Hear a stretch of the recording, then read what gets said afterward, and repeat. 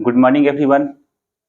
आज हम लोग भारतीय संविधान के एक बहुत महत्वपूर्ण चैप्टर को लेकर के वीडियो बना रहे हैं और यह ऐसा चैप्टर है, ऐसा टॉपिक है कि जहां से सभी एग्जाम में प्रश्न निश्चित रूप से आते हैं, चाहे वह बिहार पुलिस का हो, बीपीएससी दरोगा हो, चाहे बीपीएससी प्री हो, कोई भी एग्जाम हो, रेलवे एसएससी हो, सब में यहाँ से प्रश्न आते हैं। तो हम लोग शुरू करते हैं कि आज जो है ना स्थानीय स्वशासन यानी स्थानीय सरकार के बारे में हम लोग जानने वाले हैं। सबसे पहले समझते हैं हम लोग कि स्थानीय सरकार का मतलब क्या होता है।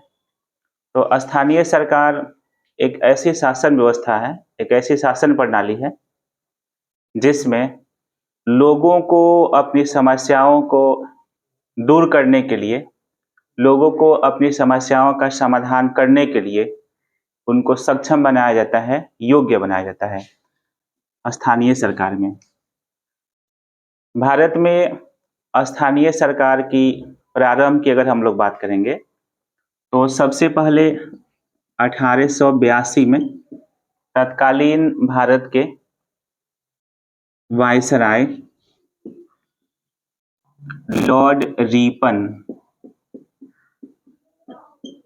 1882 में भारत के तत्कालीन वायसराय लॉर्ड रिपन ने भारत में स्थानीय स्वशासन को लागू करने के लिए एक प्रस्ताव की घोषणा किए थे और 1882 के लॉर्ड रिपन के प्रस्ताव को ही कहा जाता है कि भारत में स्थानीय स्वशासन के मैग्ना कार्टा है।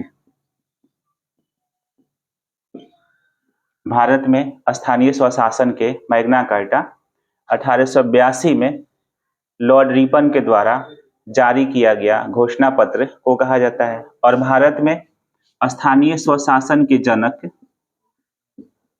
लॉर्ड रिपन को कहा जाता है। भारत में स्थानीय स्वशासन के जनक लॉर्ड रिपन को कहा जाता है। स्थानीय स्वशासन को लेकर के विकास का जो क्रम है, उसमें सुधार की जो व्यवस्था है, यह निरंतर जारी रहा। इसके बाद 1919 में भारत शासन अधिनियम आया, जिसको चेम्सफोर्ड सुधार के भी नाम से जाना जाता है। चेम्सफोर्ड सुधार के नाम से भी जाना जाता है और 1919 के अधिनियम चेम्सफोर्ड सुधार में ही कहा गया कि भारत में स्थानीय स्वशासन जो है ना, वह हस्तांतरित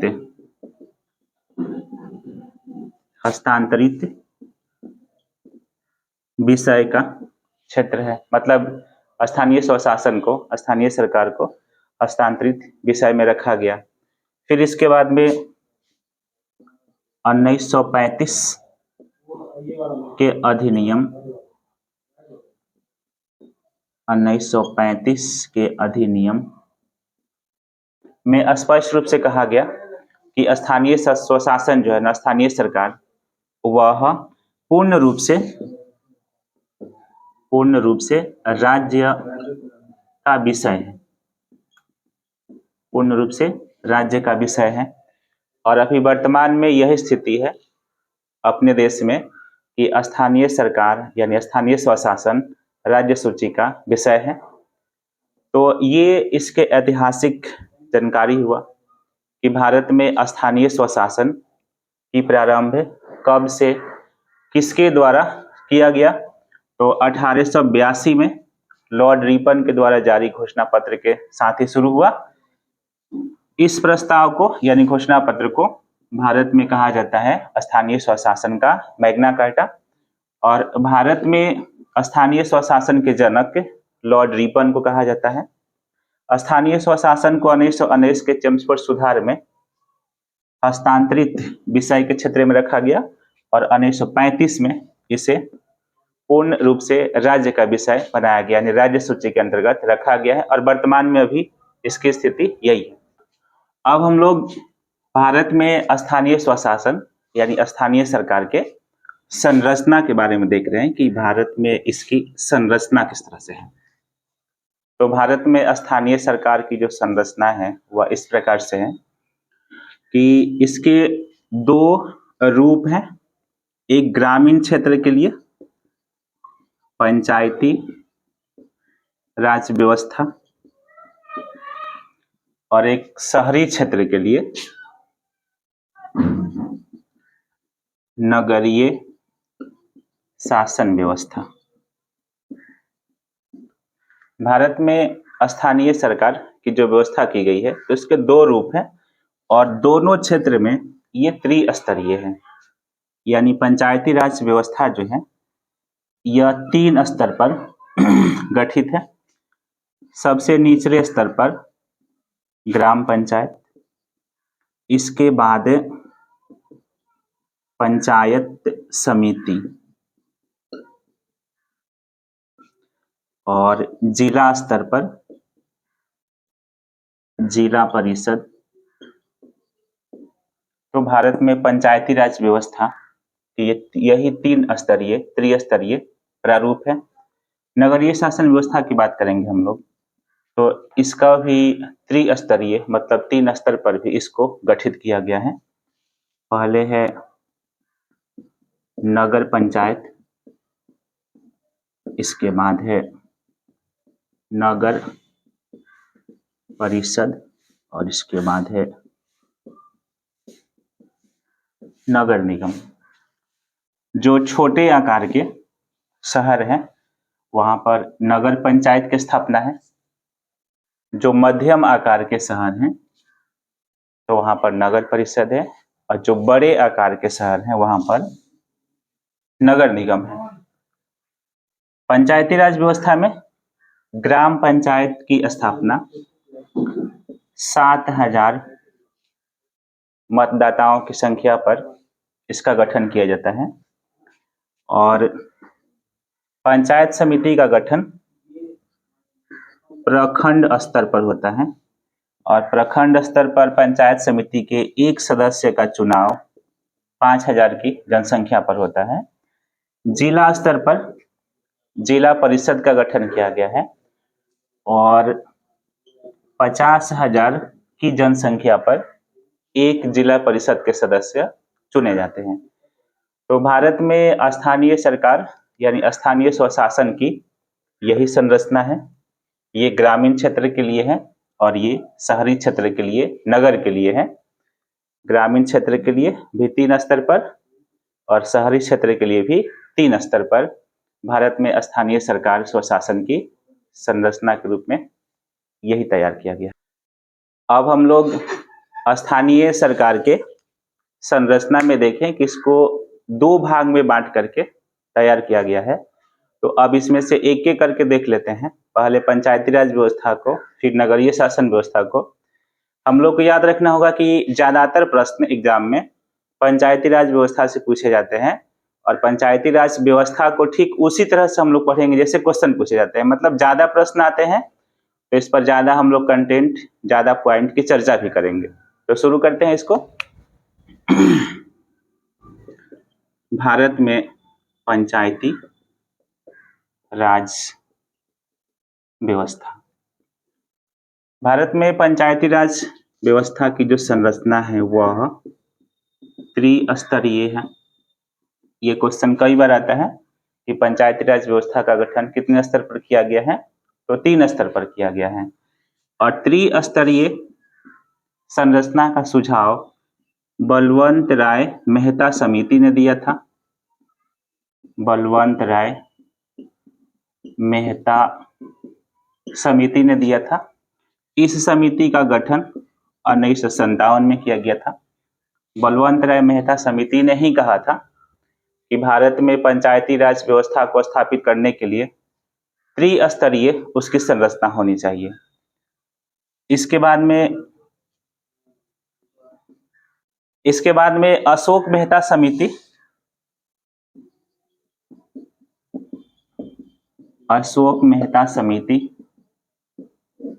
का गठन किया गया और अशोक मेहता समिति ने कहा कि भारत में पंचायती राज व्यवस्था त्रिस्तरीय ना होकर के द्विस्तरीय होना चाहिए। तो हम लोग को ये याद रखना होगा इसको भी कि किस समिति ने कहा था कि भारत में पंचायती राज व्यवस्था द्विस्तरीय होना चाहिए। तो अशोक मेहता समिति ने कहा था। भारत में पंचायती राज व्यवस्था त्रिस्तरीय है, इसका सुझाव किसने दिया था? तो बलवंत राय मेहता समिति ने दिया था। भारत में पंचायती राज व्यवस्था त्रिस्तरीय है और इसका सुझाव बलवंत राय मेहता ने दिया था। तो इसीलिए कहा जाता है कि भारत में पंचायती राज व्यवस्था के शिल्पी मतलब उसके संरचना तैयार करने वाले संरचनाकार बलवंत राय मेहता है। ये कई बार क्वेश्चन रहा है एग्जाम में कि पंचायती राज व्यवस्था के शिल्पी किसे कहा जाता है, उसके डिजाइन तैयार करने वाले, तो बलवंत राय मेहता समिति को कहा जाता है। में पंचायती राज व्यवस्था के शिल्पी कहा जाता है बलवंत राय मेहता को, और बलवंत राय मेहता समिति ने त्रिस्तरीय संरचना का सुझाव दिया था। अब हम लोग देखते हैं कि पंचायती राज व्यवस्था है, पंचायती राज व्यवस्था, तो इसकी संरचना को देखते हैं। तो भारत में पंचायती राज व्यवस्था जो है, तो इसके सबसे निचले स्तर पर ग्राम पंचायत है, ग्राम पंचायत, और मध्य स्तर पर यानी प्रखंड स्तर पर पंचायत समिति है। इसके बाद जिला स्तर पर जिला परिषद है। ग्राम पंचायत की संरचना इस प्रकार से है कि इसमें एक मुखिया, इसके साथ में एक सरपंच होते हैं, और एक मुखिया की सहायता करने के लिए 15 से 16 वार्ड होते हैं। और ठीक यही बात यहाँ पर भी होता है, 15-16 पंच होते हैं। लेकिन ग्राम पंचायत का नेतृत्व मुखिया के द्वारा ही किया जाता है, और ग्राम पंचायत का गठन 7000 की जनसंख्या पर किया जाता है, जिसमें एक मुखिया, 15 या 16 वार्ड होते हैं, एक सरपंच होते हैं, और इनकी मदद के लिए 15 या 16 पंच होते हैं। मतलब ये पैरेलल होते हैं, एक दूसरे के समानांतर होते हैं। ग्राम पंचायत के जितने भी ये सदस्य होते हैं, उम्मीदवार होते हैं, तो इन सब के लिए न्यूनतम आयु 21 वर्ष होता है। इनका कार्यकाल 5 वर्ष का होता है। इनका कार्यकाल 5 वर्ष का होता है। न्यूनतम आयु 21 वर्ष का होता है। 21 वर्ष कम से कम होना चाहिए, उसके बाद ही आप पंचायत प्रतिनिधि बन सकते हैं, उसके सदस्य चुने जा सकते हैं। ये बात यहाँ भी याद रखना होगा, पंचायत समिति के सदस्य या फिर जिला परिषद के सदस्य के लिए न्यूनतम आयु निर्धारित है 21 वर्ष, और सभी के कार्यकाल न्यूनतम क्या, पूर्ण कार्यकाल का समय 5 वर्ष होता है। इसके बाद पंचायत समिति को देखें हम लोग, तो पंचायत समिति ये प्रखंड स्तर पर होता है, और इसके एक सदस्य चुने जाते हैं 5000 की जनसंख्या पर, और 5000 की जनसंख्या पर चुने जाते हैं, और उन्हीं को कहा जाता है बीडीसी। पंचायत समिति के सदस्य जो चुने जाते हैं वह बीडीसी होते हैं। अब बीडीसी जितने सदस्य चुन करके आते हैं, उसी में से एक व्यक्ति को प्रखंड प्रमुख के रूप में चुना जाता है। प्रखंड के प्रमुख जो होते हैं, तो वह बीडीसी में से ही निकल करके चुन करके आते हैं, वह पंचायत समिति के सदस्य होते हैं।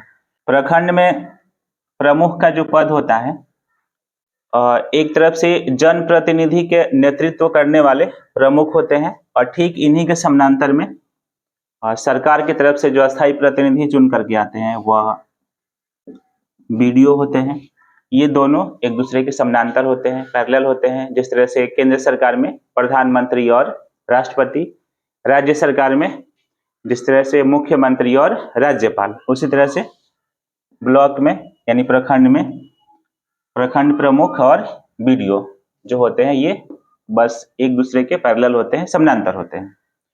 इसके बाद जिला परिषद है, तो जिला परिषद का गठन जिला स्तर पर, और इसके एक सदस्य का चुनाव 50,000 की जनसंख्या पर होता है, और इसमें से जितने सदस्य चुन करके आते हैं, उसमें से एक व्यक्ति को जिला परिषद के अध्यक्ष चुन लिया जाता है। और जिला परिषद के जो अध्यक्ष होता है वह ठीक जिस तरह से प्रखंड में प्रमुख होते हैं और पंचायत में, ग्राम पंचायत में मुखिया होते हैं, बस उसी तरह से ये इन लोगों का भी पद की महत्व होता है। और संवैधानिक रूप से अगर अस्थायी प्रतिनिधि की बात करेंगे हम लोग, तो ग्राम पंचायत में पंचायत सचिव होता है, पंचायत समिति में बीडीओ साहब और जिला परिषद में डीएम साहब होते हैं। मतलब जो ये लोग पंचायती राज व्यवस्था में शीर्ष अस्थायी प्रतिनिधि के रूप में जाने जाते हैं। भारतीय संविधान में हम लोग देख लेते हैं एक बार कि पंचायती राज व्यवस्था का उल्लेख किस प्रकार से और कहां पर है। तो भारतीय संविधान के भाग 9 में पंचायत का उल्लेख है। पंचायत का उल्लेख संविधान के भाग 9 में है। और वही भाग 9 की अगर की बात करेंगे तो इसमें नगर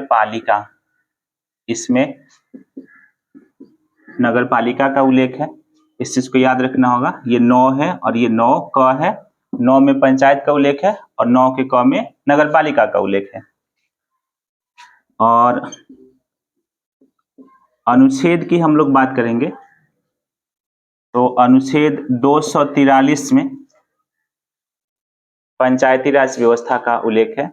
पंचायती राज व्यवस्था का उल्लेख 243 में है।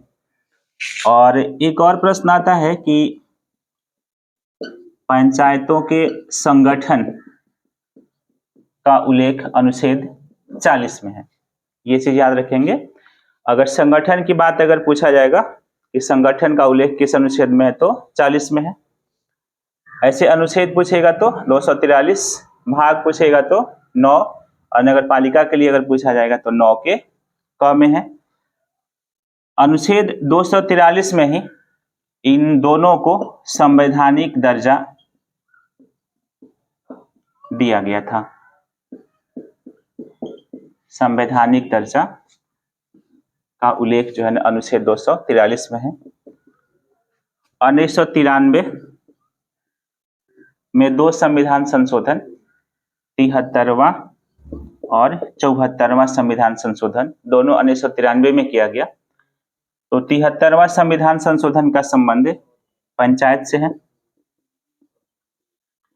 और 74वां का संबंध नगर पालिका से है। पंचायत को संवैधानिक दर्जा 73वां संविधान संशोधन में दिया गया है, अगर नगर पालिका को संवैधानिक दर्जा 74वां संविधान संशोधन में दिया गया है। और ये दोनों संशोधन 1993 में। इसमें पंचायत के लिए 29 विषय निर्धारित है और नगर पालिका के लिए 18 विषय निर्धारित है।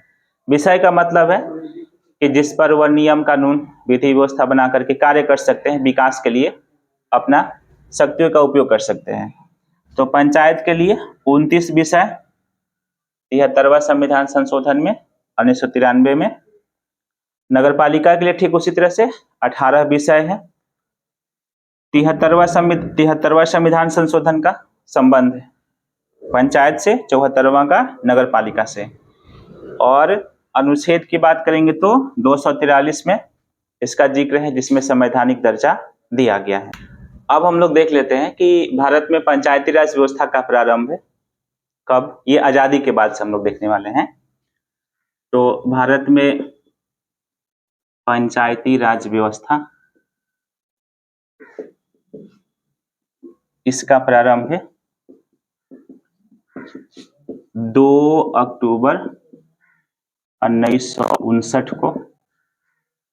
यह राजस्थान के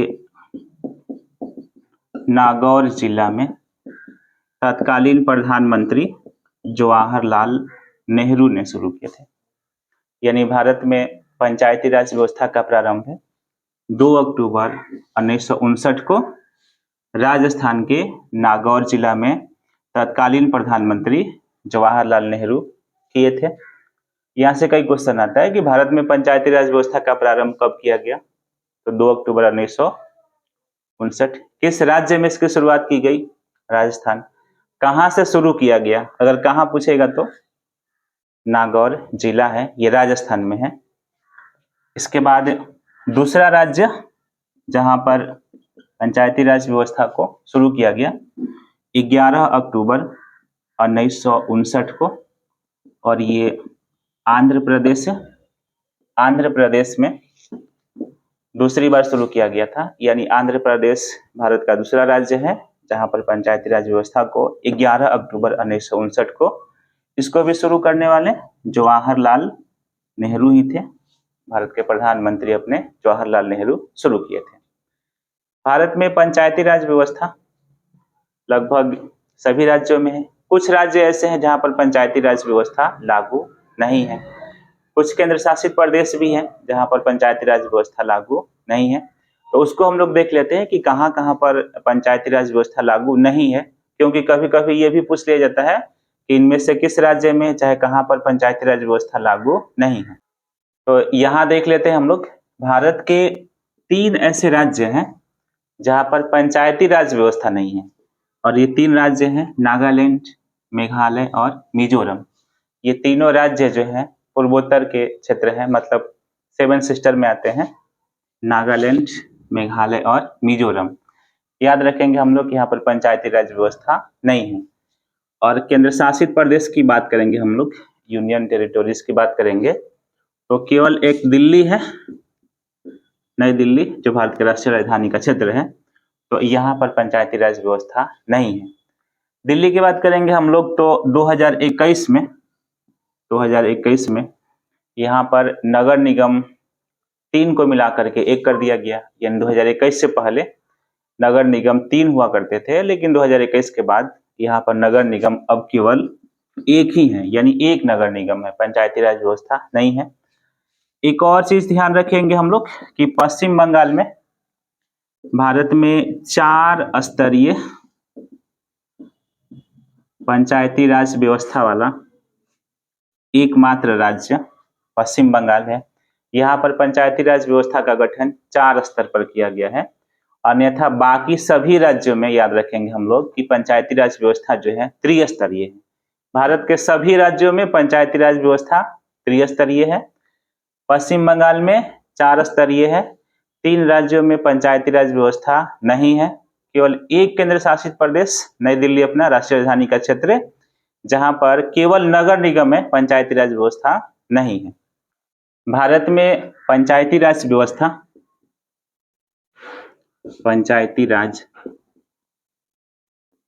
व्यवस्था यह राज्य के नीति निदेशक तत्व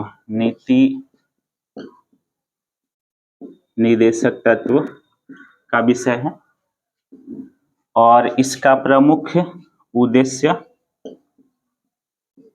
सत्ता का विकेंद्रीकरण है। सत्ता का विकेंद्रीकरण है। इस सत्ता का विकेंद्रीकरण करने के उद्देश्य से पंचायती राज व्यवस्था का स्थापना किया गया है।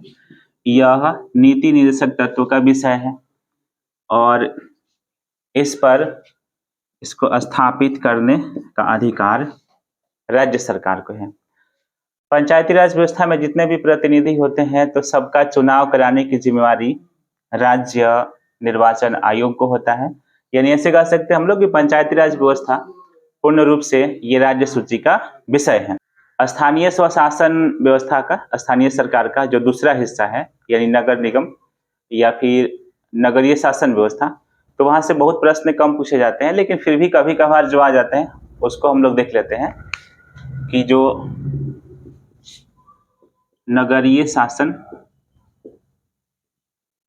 व्यवस्था है, तो यहाँ से प्रश्न पूछे जाते हैं कि भारत में पहली बार नगर निगम की स्थापना कब किया गया था? तो ये 1688 में, और कहाँ किया गया था? तो मद्रास में। भारत में पहली बार नगर निगम की स्थापना 1688 में मद्रास में किया गया था, और इसमें जो सर्वोच्च पद जो होता है वह मेयर का होता है। और मेयर के लिए पूछ लिया जाता है कि न्यूनतम आयु कितना निर्धारित है, तो मेयर के लिए न्यूनतम आयु 30 वर्ष है। इसको याद रखेंगे हम लोग कि मेयर के लिए न्यूनतम आयु 30 वर्ष निर्धारित की गई है। तो ये था आज के लिए स्थानीय सरकार, स्थानीय स्वशासन के बारे में। जितने भी महत्वपूर्ण पॉइंट थे, लाइन था, उस सब का डिस्कस कर दिए। अब हम लोग क्या करेंगे कि इसको बढ़िया से देख करके नोट्स बना लेंगे, याद कर लेंगे, और किसी भी तरह के कोई डाउट है, कोई क्वेश्चन है तो कमेंट में जरूर बोलेंगे और उसको बताएंगे। और फिर हम लोग अगले क्लास में अगला वीडियो लेकर के एक नया टॉपिक के साथ में आते हैं।